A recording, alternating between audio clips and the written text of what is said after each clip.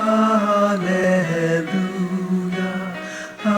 alleluia, alleluia, alleluia, alleluia.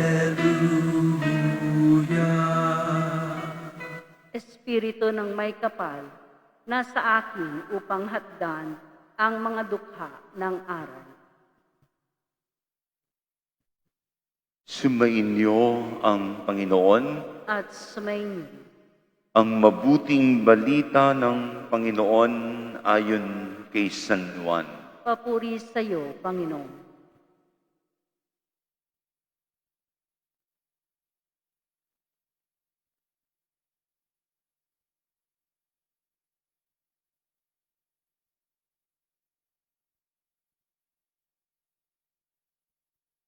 Sinugo ng Diyos ang isang tao na nagngangalang Juan. Naparito siya upang magpatotoo tungkol sa ilaw at manalig sa ilaw ang lahat dahil sa patotoo niya. Hindi siya ang ilaw, kundi naparito siya upang magpatotoo tungkol sa ilaw. Nang suguin ng mga Hudyo sa Jerusalem ang ilang saserdote at Levita upang itanong kung sino siya, sinabi ni Juan ang katotohanan. Sinabi niyang hindi siya ang Mesiyas. Kung gayoy, sino ka? Tanong nila. Ikaw ba si Elias? Hindi po, tugon niya. Ikaw ba ang propetang inihintay namin? Sumagot siya, hindi po. Sino ka kung gayon? Tanong nila uli. Sabihin mo sa amin para masabi namin sa mga nagsugo sa amin, ano ang masasabi mo tungkol sa iyong sarili?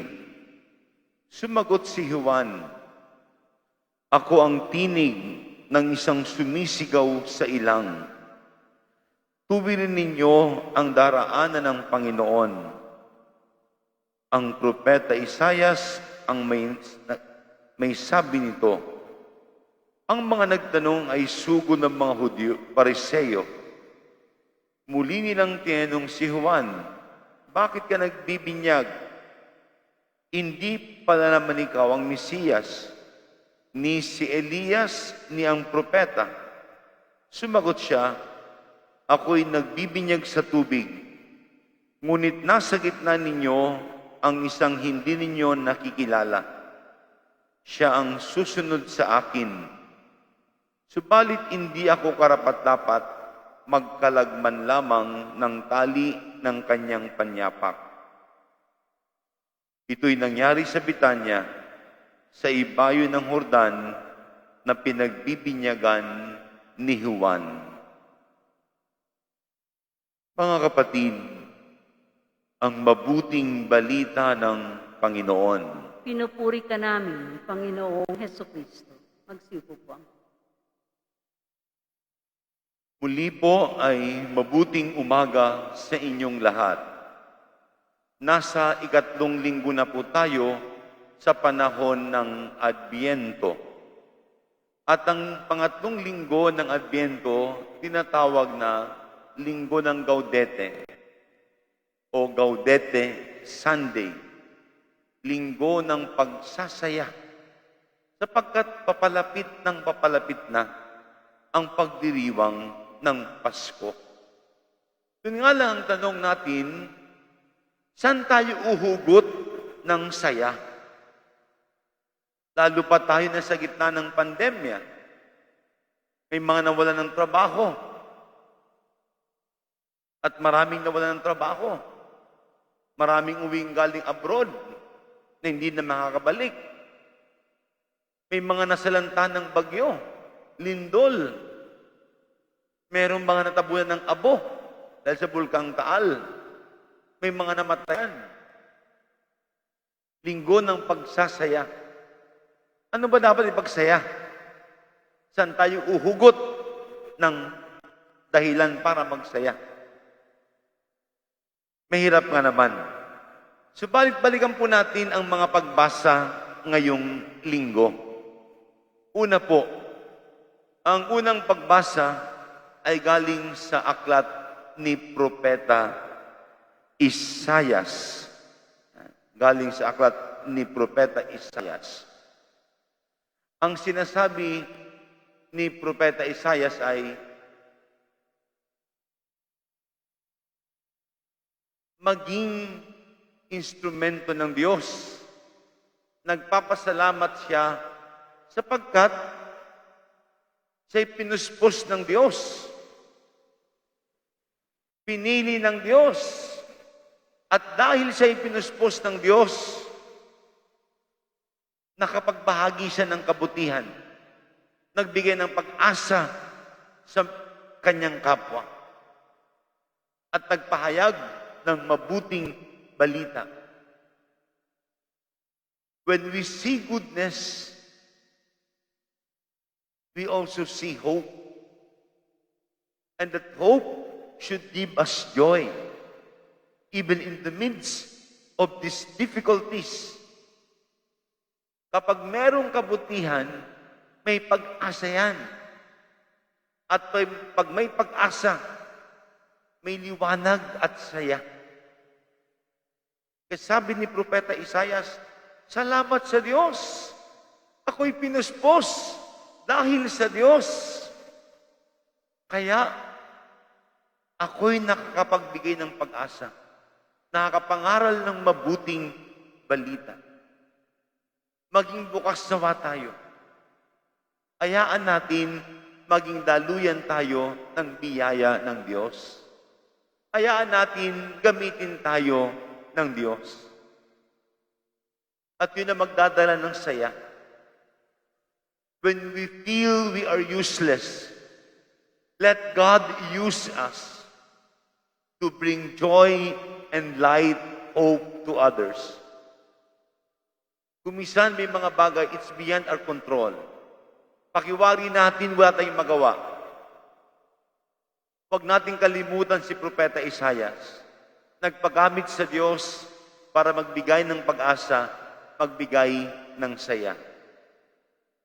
Let us be instruments of God's goodness.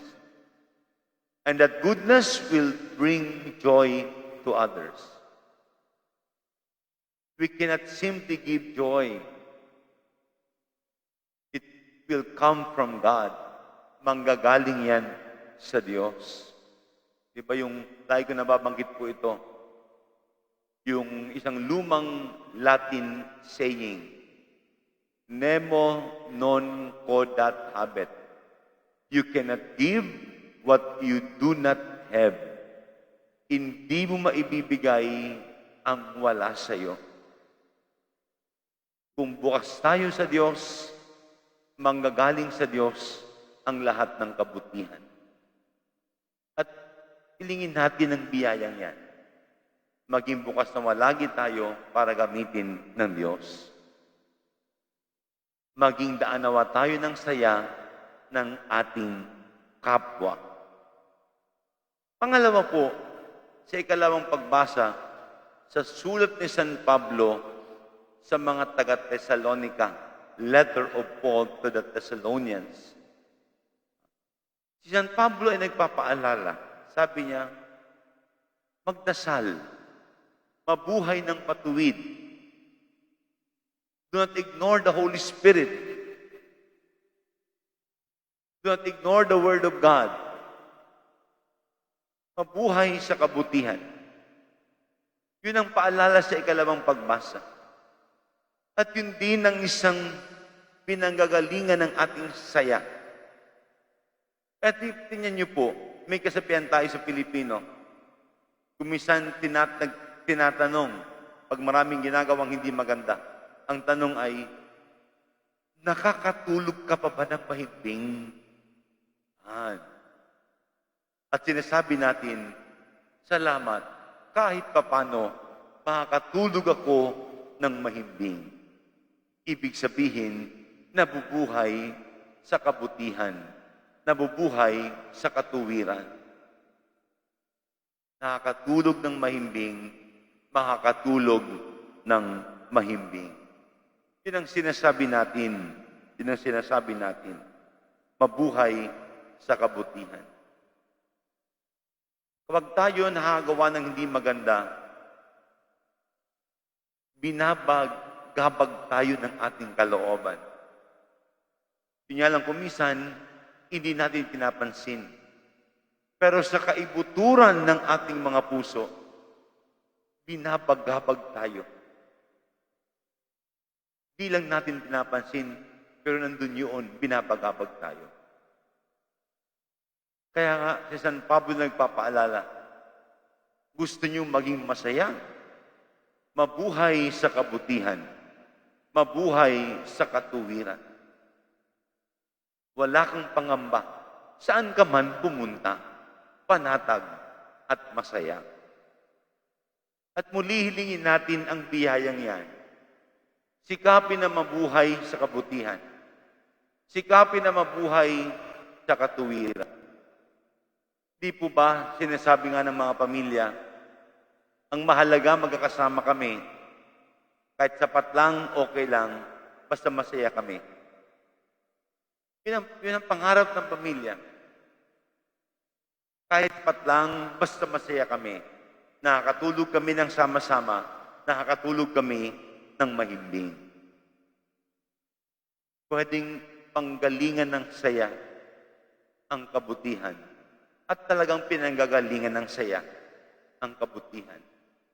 When we do good, we also give joy. Lahat ng kabutihan, nagdudulot ng saya.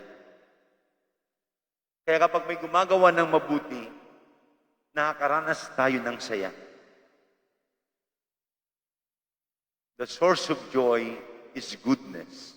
And that is very clear in the second reading. And never let the day end without doing something good. Huwag tatapusin na maghapon na wala nagagawang kabutihan. Pangatlo po, sa Ebanghelyo ni San Juan, tampok si Juan Bautista ang naghanda sa pagdating ni Jesus. Hindi siya ang sugo. Siya ang naghanda sa pagdating ng tunay na sugo na si Jesus. Muli pinapaalala, tulad ni San Juan Bautista, tayo din ay mga daluyan ng kanyang biyaya. Si San Juan Bautista, daluyan lang ng biyaya ng Diyos. Siya naghanda sa pagdating ni Jesus. Masaya kapag ikaw daluyan ng biyaya ng Diyos. Nagdala po kami ng relief goods sa Ginubatan Albay, Catanduanes, at nakasama din ako ng isang grupo magdala ng goods sa Isabela, sa Ilagan, Isabela. Ang lalayo po ng pinuntahan ko, ito nagdaang mga araw, linggo, at hindi biro. Nakakapagod magdahin ng ganong kahaba. Pero nakaranas ako ng saya. Yung mga nagbigay ng goods, dinala namin sa mga nangangailangan. Hindi naman sa akin. Marami doon mga bigay sa akin para ibigay sa mga tao. And I have to bring them personally para matay ako makarating doon sa mga in charge. Ni hindi ko nakita lahat ng pagbibigyan. Pero yung isip na alam ko pag nakarating sa kanila, magiging masaya sila. Okay na yon. Ang nasa isip ko lang, pag natanggap nila yung goods, magiging masaya sila. And that's enough for me. Daluyan lang tayo ng biyaya ng Diyos. At kahit na hindi sa atin, pag dumaan sa atin yung kabutihan, may saya na darama. May sayang na darama. At yan ang nangyari kay Juan Bautista. Hindi siya ang biyaya. Ang biyaya ay si Jesus. Hindi siya ang tagapagligtas. Ang tagapagligtas ay si Jesus. Pero ginamit siya para ihanda ang pagdating ng tagapagligtas, ang pagdating ng sugo na si Jesus. Ginagamit tayo ng Diyos. Let us not ignore God. God wants to use us to be His instruments. Mga daluyan, instrumento ng biyaya ng Diyos. Maraming pamamaraan para gamitin tayo ng Diyos. Sa kabila pala ng mahirap na kalagayan, meron pang paghuhugutan ng saya. Malinaw kay Propeta Isaias, pinuspos siya. Dahil sa Diyos, nakapagbibigay siya. God is the source. Daanan lang tayo. San Pablo naman sa ikalawang pagbasa, ang kabutihan, ang mamuhay sa kabutihan, nagdudulot din ng saya. At sa Ebanghelyo ni San Juan, hindi siya ang biyaya, siya ang naghanda. Pero, nagdulot ito ng saya. At pagdasal po natin, ang bawat isa, nandito man nawala, itong sasapit ng Pasko, maranasin natin ang tunay na saya. At maganda po, panghuli, magandang linawin kahit konti, the difference between joy and pleasure. What the world offers is pleasure. Gawin mo ito. Bilhin mo ito.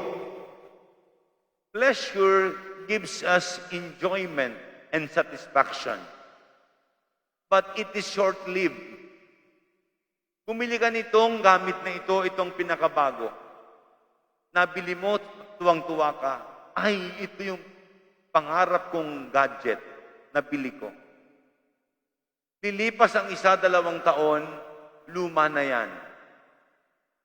Wala na yung enjoyment mo, satisfaction. May bagong modelo na naman. Kumain ka dito, bagong masarap. Kumain ka nga at nasarapan ka. Sasabihin mo, busog ako, ang sarap ng pagkain. After 1 or 2 days, busog ka pa ba? Gutom ka na naman. Gutom ka na naman. What the world offers is pleasure. And we are always tempted to go after pleasure. But we know it is short-lived. But we keep on looking for pleasure. That is what the world offers. But what Jesus offers is joy. A deeper fulfillment. And it lingers, it lasts. Alam naman natin, yung hinahanap natin, joy, not pleasure. Na pag-interchange lang natin, kala natin yung pleasure is joy. No. There's a big difference between joy and pleasure. Joy can only come from God because He is God. He is eternal. And joy lasts. Something that lasts can only come from God. Gaudete Sunday. That is what we are looking for. Joy that will last. At manggagaling lamang yan kay Jesus. Lasting peace, lasting happiness, lasting relationships, lasting wisdom. Manggagaling lang yan sa Diyos. Ipagdasal po natin, sa kabila nitong mahirap na kalagayan ng lahat ng tao sa mundo, lalo sa Pilipinas, masumpungan pa rin natin, maranasan pa rin natin ang saya, dulot ng kapanganakan ni Kristo Jesus. Joy is saya. Pleasure is siya. Nasiyahan ka ba sa pagkain? Di po ba? Sa relationships, we say, masaya ka ba sa akin? Masaya ka pa ba? We don't say, masaya ka pa ba sa akin? Nasiyahan ka ba sa akin? No. Joy is saya. Masaya ka pa ba sa akin? Masaya pa ba tayo? Pleasure is siya. Nasiyahan ka ba sa pagkain? Nasiyahan ka ba sa bigay ko sa iyo? We continue to pray for joy. Lalo itong panahon ng medyo mahirap ang buhay, naway maranasan pa rin natin ang saya dulot ng paparating na Pasko. Magsitayo pong lahat at sabay-sabay natin ipahayag ang ating pananampalataya. Sumasampalataya ako Sa Diyos amang makapangyarihan sa lahat, na may gawa ng langit at lupa. Sumasampalataya ako kay Jesucristo, iisang anak ng Diyos, Panginoon nating lahat. Nagkatawang tao siya lalang ng Espiritu Santo. Pinanganak ni Santa Mariang Birhen. Pinagpakasakit ni Poncio Pilato. Ipinako sa krus na matay inilibing. Nanaog sa kinaroroonan ng mga yumao. Nang may 3 araw na buhay na maguli, umakyat sa langit, naluluklok sa kanan ng Diyos amang makapangyarihan sa lahat. Doon magmumulang paririto at hukom sa nangabubuhay at nangamatay na tao. Sumasampalataya naman ako sa Diyos Espiritu Santo, sa banal na simbahang katolika, sa kasamahan ng mga banal, sa kapatawaran ng mga kasalanan, sa pagkabuhay na muli ng nangamatay na tao, at sa buhay na walang hanggan. Amen. buong pagtitiwala nating idalangin sa dakilang Ama na mapuspos tayo ng kagalakan at pag-asa habang nasasabik tayo sa nalalapit na pagdating ni Kristong manunubos natin. Sa bawat kahilingan, Panginoon, tulutan mo kami ng kapayapaan at kagalakan. Panginoon, tulutan mo kami ng kapayapaan at kagalakan. Para sa simbahan, buong galak nawa niyang ipagtanggol sa lahat ng pagkakataon ang dignidad at kabanalan ng buhay ng tao. Manalangin tayo sa Panginoon. Panginoon, tulutan mo kami ng kapayapaan at kagalakan. Para sa mga pinuno ng mga bansa, labanan nawa nila ang lahat ng uri ng karahasan at paghamak sa tao. Bumuo ng mga batas na magtatanggol sa mga maliliit sa lipunan at gumawa ng mga hakbang upang makamit ang katarungan. Manalangin tayo sa Panginoon. Panginoon, tulutan mo kami ng kapayapaan at kagalakan. Para sa mga biktima ng iligal na droga at terorismo at mga pang-aabuso sa dignidad ng tao, makatagpo nawa sila ng pag-asa at paghilom mula sa Diyos at sa pagkalinga ng kanilang komunidad. Manalangin tayo sa Panginoon. Panginoon, tulutan mo kami ng kapayapaan at kagalakan. Para sa mga may sakit, madama nawa nila ang paghilom at pagkalinga ng Panginoon sa mga taong handang dumamay sa oras ng karamdaman.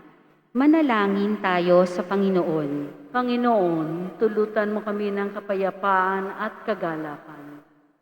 Para sa mga namayapa, maranasan nawa nila ang kagalakang walang hanggan sa piling ng poong may kapal. Manalangin tayo sa Panginoon. Panginoon, tulutan mo kami ng kapayapaan at kagalakan. Sama din natin sa ating panalangin ng mga pasasalamat at kahilingang alay sa misang ito.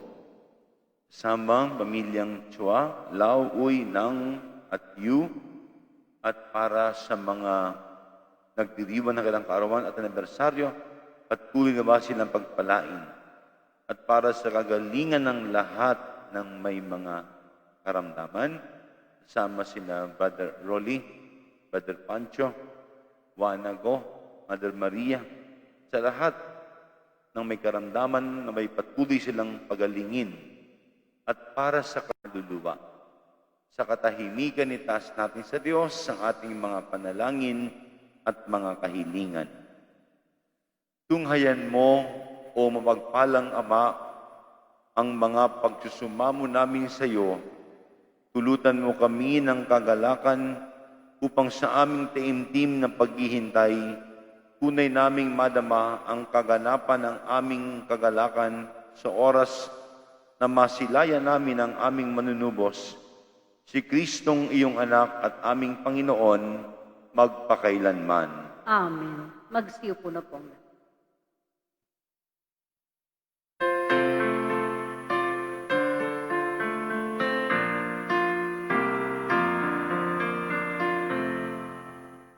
Alay namin sa iyong pagdating, kabutihan, pag-asa, mga pusong tapat. Samo namin ay iyong dinggin, galak at kapayapaan, nawa ay kamtin.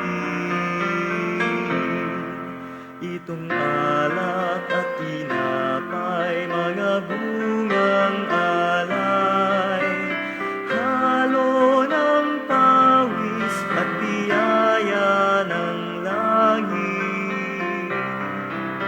Sa aming pag-ibig sa kapwang kapatid,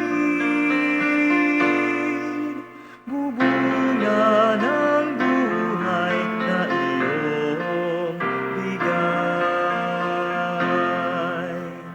Alay namin sa iyong pagdating, kabutihan, pag-asa, mga pusong tapat. Samo namin ay iyong dinggin, galak at kapayapaan, nawa ay kamtin.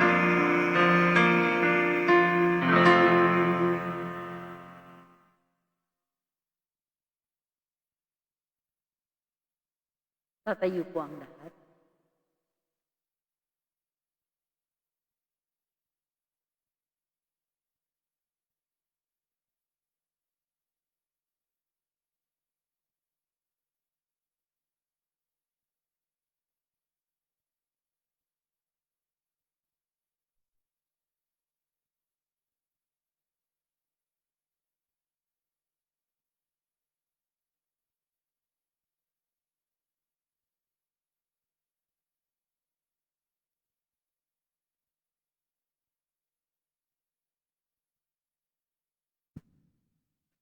Panalangin kayo mga kapatid upang paghahain natin ay kadugdan ng Diyos sa mang makapangyarihan.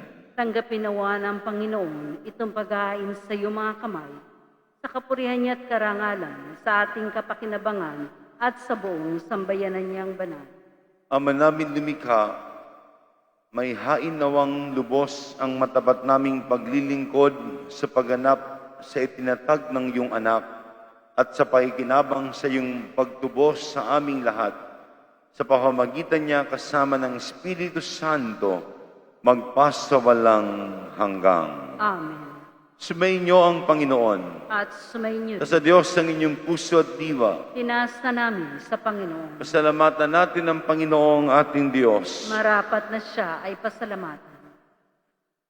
Ama naming makapangyarihan, tunay ang marapat na ikaw ay aming pasalamatan sa pamamagitan ni Jesucristo na aming Panginoon. Siya'y sinugo mo upang matupad ang iyong magandang balak para sa lahat. Hindi niya ikinahiyang mamuhay ng mahirap, upang mapakisamahan niya kaming matapat. Siya naging di na iba sa amin upang maitampok niya kami sa iyong piling. Sa kanyang lantarang muling pagdating, ang pakikisama niya'y puspusang magniningning, at ang pangako niyang kapanapanabik ay naasahan naming lubos na makakamit. Kaya kaisa ng mga anghel nag-isiawit ng papuri sa iyo, nang walang humpay sa kalangitan, kami nagbubunyi sa iyong kadakilaan.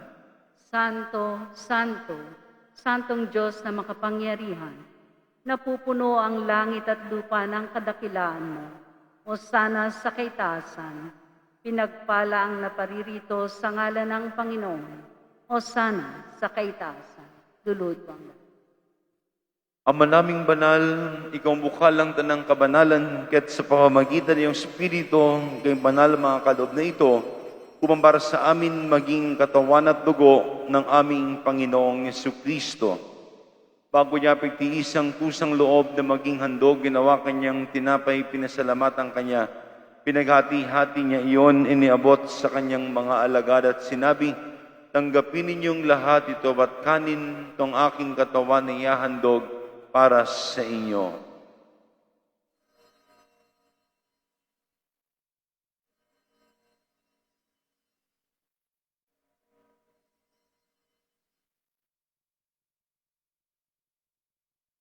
Gayun din naman, nung matapos ang hapunan, inawakan niya ang kalis, muli kanyang pinasalamatan.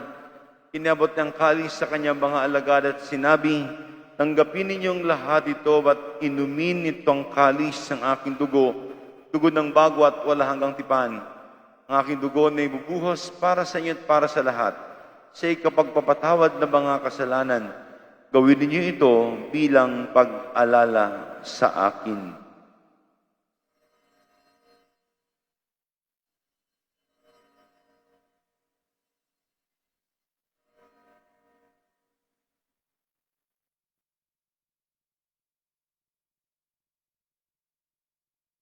Ang misteryo ng pananampalataya. Si Kristo'y namatay, si Kristo'y nabuhay, si Kristo'y babalik sa wakas ng panahon. Ama, ginagawa namin ngayon ang pag-alala sa pagkamatay at muling pagkabuhay ng iyong anak, kaya tinialay namin sa iyong tinapay na nagbibigay buhay at ang kalis na kakalob ng kaligtasan. Kami nagpapasalamat dahil kami yung minarapat at tumayo sa harap mo para maglingkod sa iyo. Isinasamo namin kami mag-asalo-salo sa katawan at dugo ni Kristo ay mabuklod sa pagkakaisa sa pamamagitan ng Espiritu Santo. Ama, lingapin mo yung simbahang laganap sa buong daigdig. Puspusin mo kami sa pag-ibig kay San Francisco na aming Papa, ni Broderick na aming tagapangasiwa, ang lahat ng obispo, mga pari at diakono.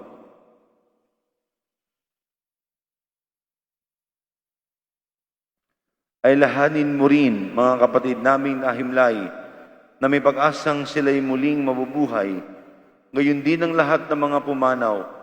Kaawaan mo sila at patuloyin sa iyong kaliwanagan. Kaawaan mo at pagindapating kaming lahat na makasalo sa iyong buhay na walang wakas.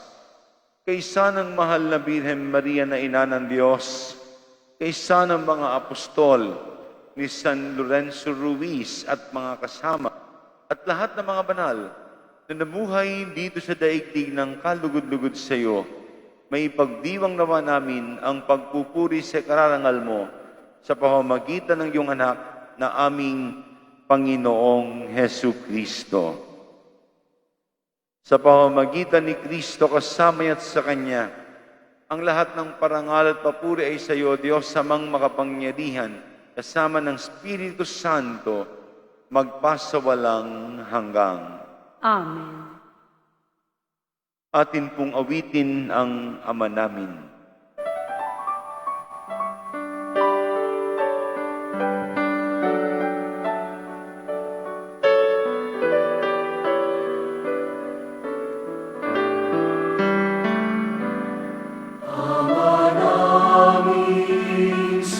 Sa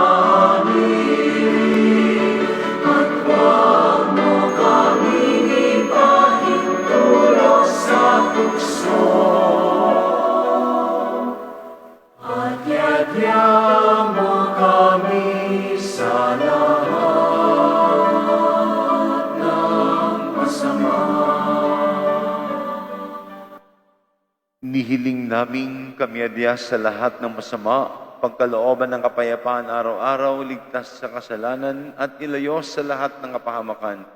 Samantalang aming pinanabikan dakilang araw ng pagpapahayag ng tagapagligtas naming si Hesu Kristo. Sapagkat iyo ang kaharian at ang kapangyarihan at ang kapurihan magpakailanman. Amen. Panginoong Yesu Kristo, sinabi mo sa iyong mga apostol, kapayapaan ang iniiwan ko sa inyo, ang aking kapayapaan ang ibinibigay ko sa inyo. Tunghayan mo ang aming pananampalataya at wag ang aming mga pagkakasala. Pagkalooban mo kami ng kapayapaan at pagkakaisa, ayon sa iyong kalooban, kasama ng Espiritu Santo, magpasawalang hanggang. Amen. Ang kapayapaan ng Panginoon ay laging sumainyo. At sumainyo rin. Magbigayan kayo ng kapayapaan sa isa't isa.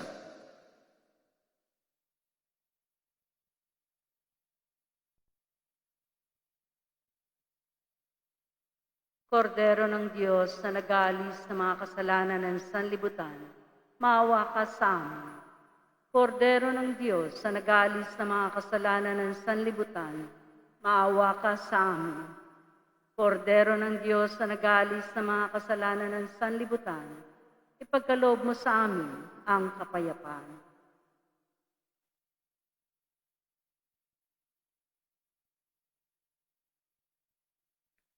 Ito si Jesus, ang kordero ng Diyos, na nag-aalis ng mga kasalanan ng sanlibutan.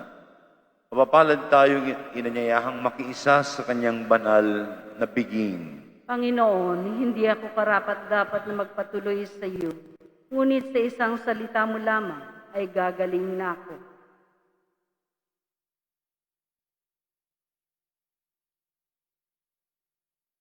Katawan ni Kristo, Amen.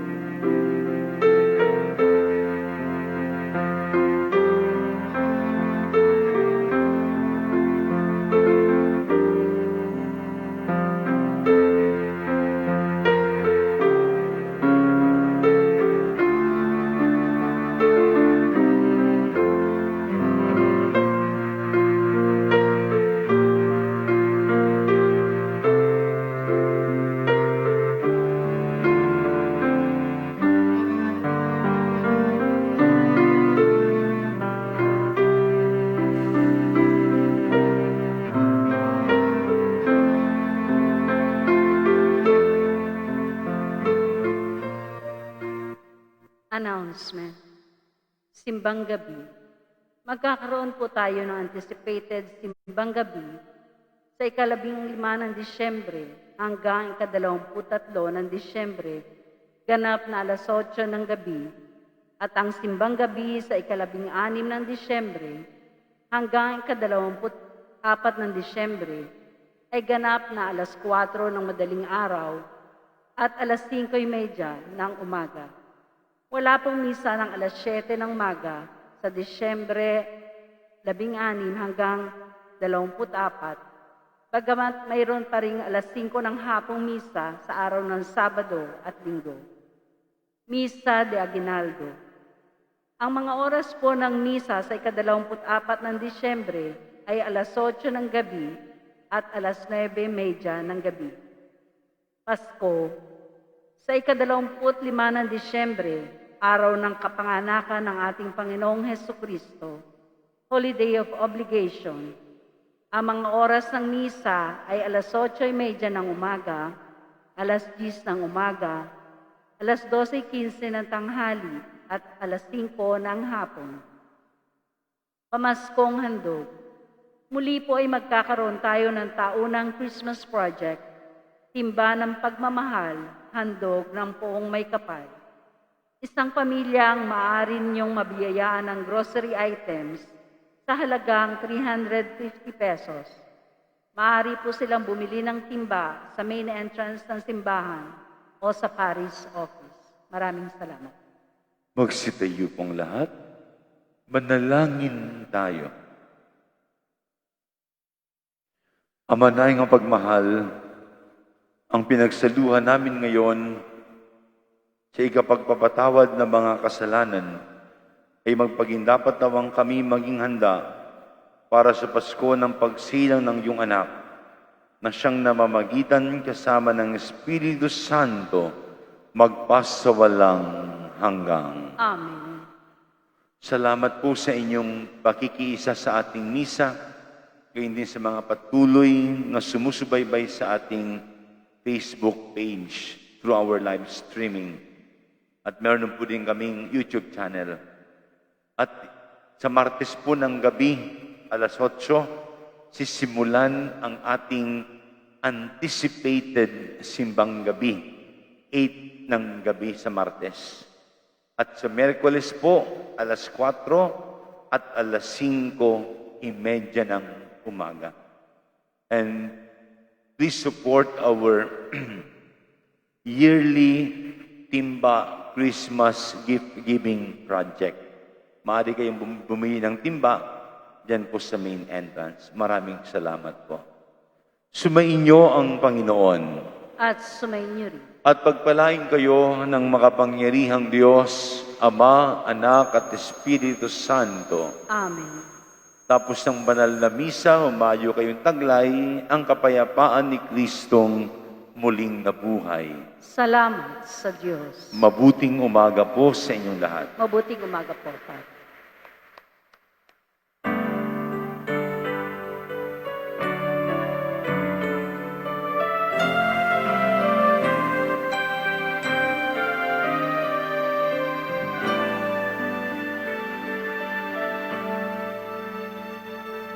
Walang sinuman ang nabubuhay para sa sarili lamang. Walang sinuman ang namamatay para sa sarili lamang. Manatili po lamang sa kanilang pwesto at hintayin po ang hudyat ng ushers, greeters and collectors para sa maayos na paglabas ng simbahan. Maraming salamat. Tayong lahat ay tinipon ng Diyos.